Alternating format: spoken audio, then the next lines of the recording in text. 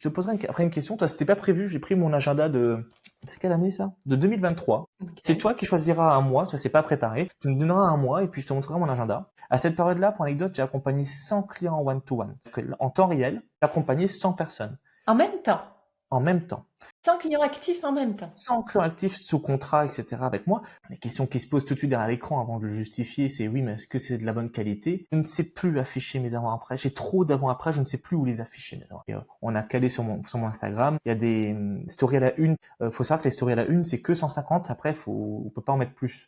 J'ai 2 stories à la une d'avant-après, blindées. 2 d'avant-après de mes clients. Donc c'est 100 personnes en one-to-one, mais c'est de la qualité 110%. Comment on peut le justifier et le rationaliser? C'est relativement très très simple.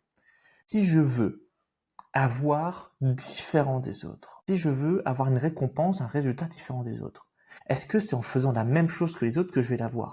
La réponse, elle est simple, c'est avoir un système économique différent. Quand on rationalise un peu plus le besoin, l'urgence, l'implication, le problème de la personne, elle veut pas du coaching. La personne, elle a besoin d'aide sur un sujet bien profond. Il faut donner du sens, de la conscience auprès du client. Et en changeant son système économique, on peut accompagner le maximum de personnes vers une qualité même meilleure que du coaching individuel. J'ai un meilleur rapport avec mes clients qu'à l'époque quand je faisais mes coachings individuels, parce que je suis plus proche de eux.